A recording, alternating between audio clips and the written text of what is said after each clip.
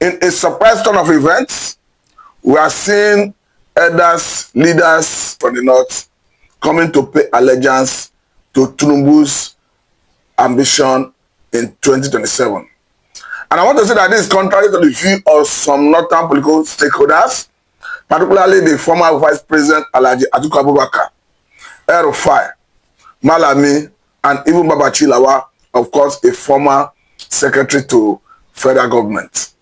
As we have it, let me bring you up to speed with what Punch is saying, because in a surprise move, we had a situation where northern leaders visited Afenifere, where they declared support for the man Tinubu, sequel to his 2027 presidential ambition.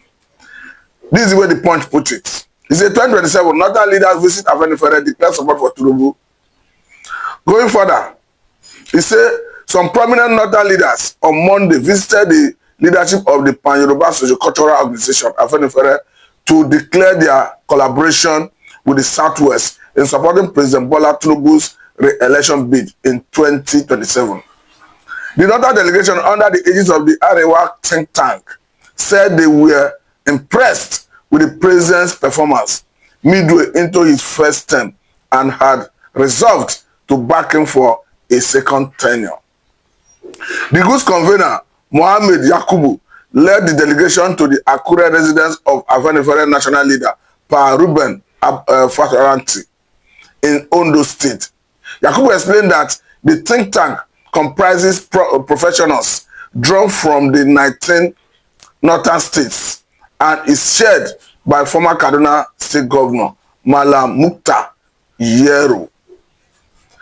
From what we are seeing, I think it goes to show that the likes of Atiku, the likes of El-Rufai, the likes of Malami, the likes of Babachi Lawa have an uphill task, a Herculean task, to drive their ambition in the northern part of the country.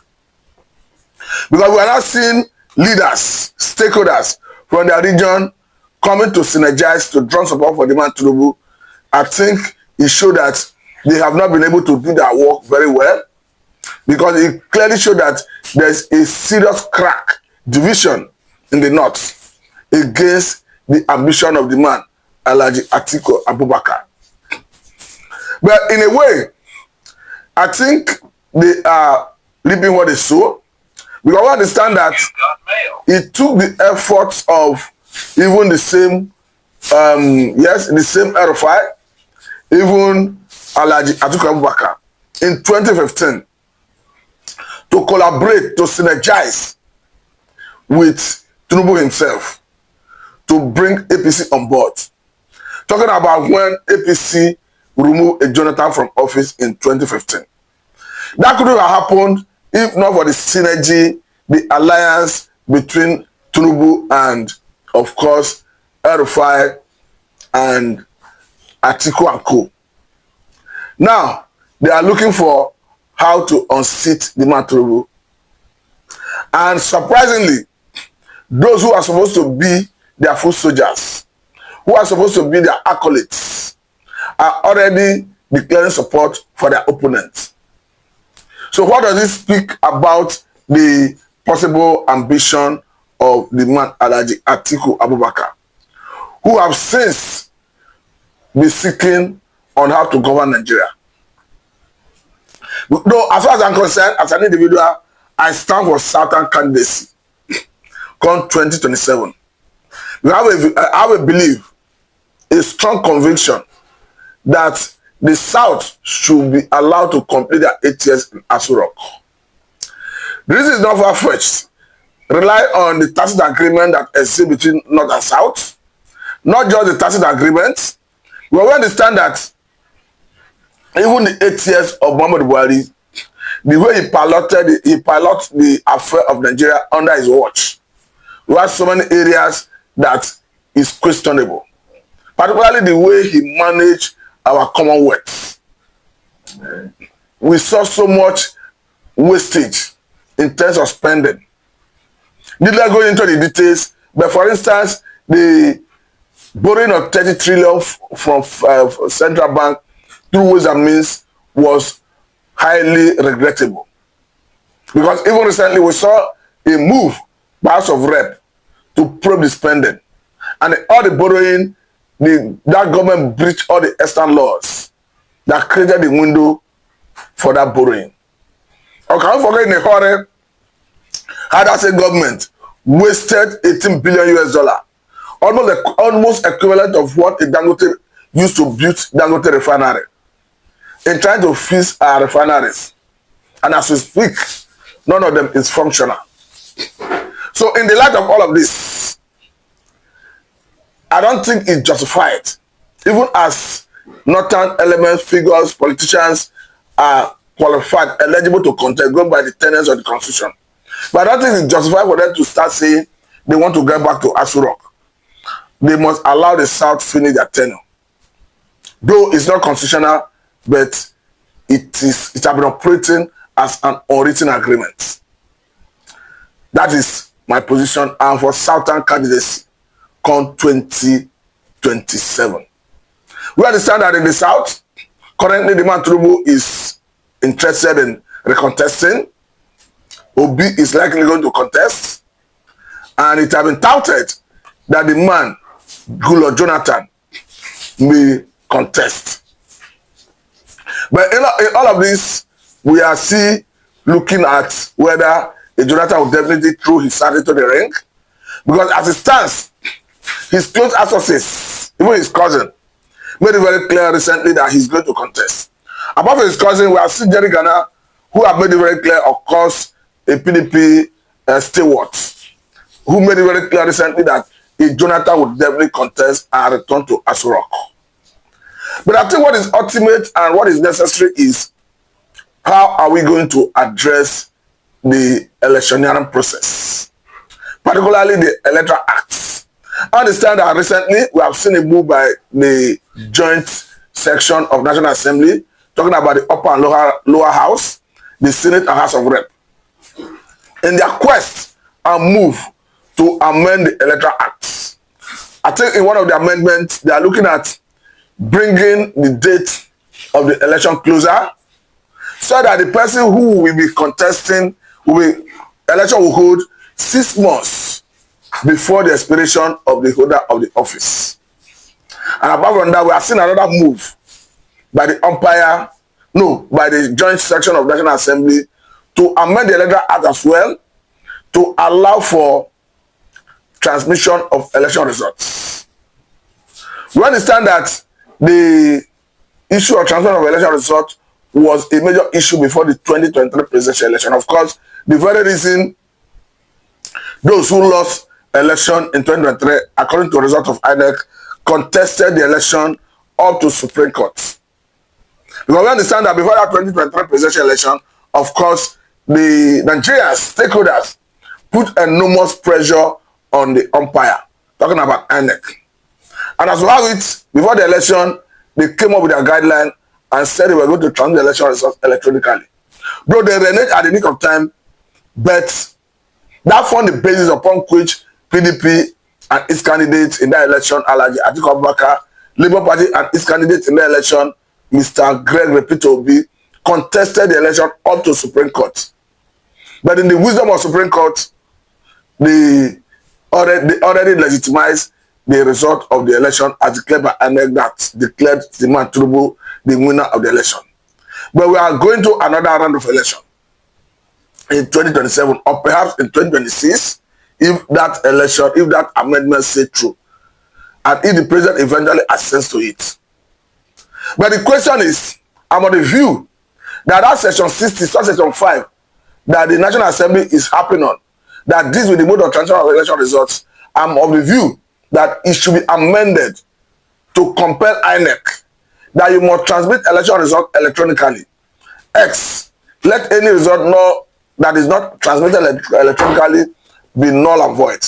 Because as far as I'm concerned, reducing human interference is the surest way, the best way to enhance free, fair, and credible election in Nigerian political landscape currently. But I want to say that INEC have not demonstrated enough reason to prove to Nigerians that they are responsible enough to be allowed to parade discretionary power. But I want to say that in my own view and consideration, they abused that discretionary power given to them by the Electoral Act in 2023 presidential election. So I think I'm in total support of the move of National Assembly to amend that Electoral Act, particularly that Section 60, Section 5, that deals with the mode of transfer of election results. Because one thing is certain, if that is done and INEC loses that power of liberty to determine how to transfer the election results, I think to a great extent it will address concern of Nigerians. Because currently, even as we have a nominee for INEC chairman, Yakubu Mahmood haven't served out his tenure. Nigerians are finding it difficult to rekindle their hope, the belief in the ability of INEC to conduct free, fair, and credible election. So that is why the new INEC to be chairman, the need to be chairman of INEC have so much in his hands to build confidence, to rekindle that confidence that Nigerians sit at before now had in INEC before that unfortunate incident of 2023 presidential election.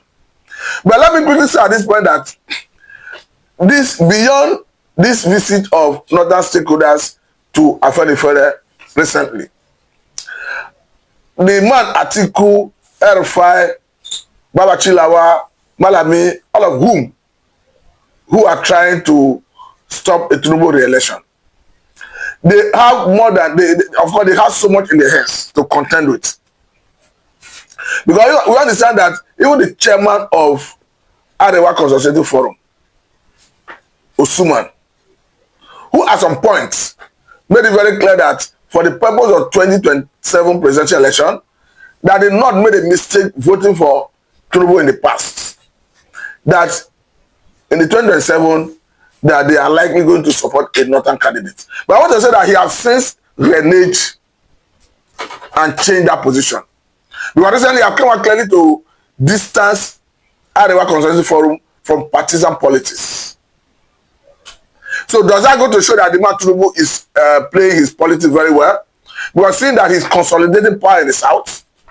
Not just consolidating power in the south, in the northern part of the country, you can now see synergy between northern stakeholders and southern stakeholders politically.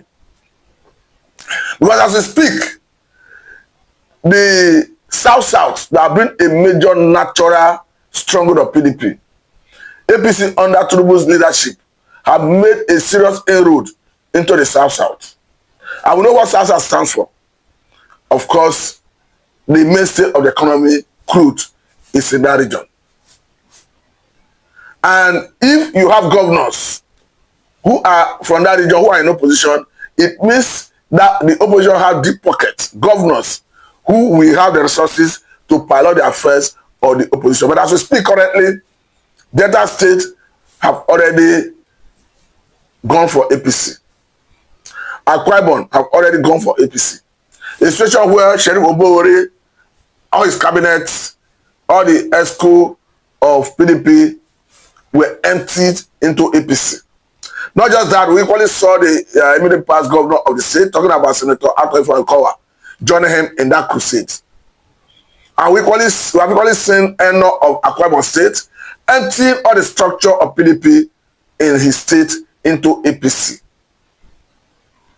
As we speak, barring any moment delay, the governor of Enugu State, talking about Barrister Peter Mba, will be joining APC today.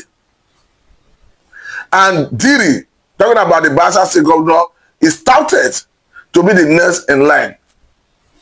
And as we speak, we have a situation where even Alex Oti visited Peter Mba, the Enugu State governor, in preparation for Mba's defection to APC. So what does that speak for the man, Alex Oti, who understands is a close ally of the president himself, Senator Bola Tinubu? What is the hope of Labour Party in Abia State going forward? Because even Benjamin Carlo, who is, of course, the deputy speaker of the House of Representatives, have repeatedly made it clear that APC will take over Abia State come 2027. Could it be he's speaking in the light of an OT defecting to APC, or he wants or his thinking is that if when APC feeds a candidate in that 2027 election, that they will defeat an Alex Oti. So yet to be seen. But I think all eye is now focused on Abia State and Alex Oti to see his next political move. Whether he will eventually defer to APC or he will stand as the sole Labour Party governor in the country. But in all of this, it's a developing story. We hope to even further it some other time. But for now, I must say very thank you for time. This is Lamida and Mr. Mott.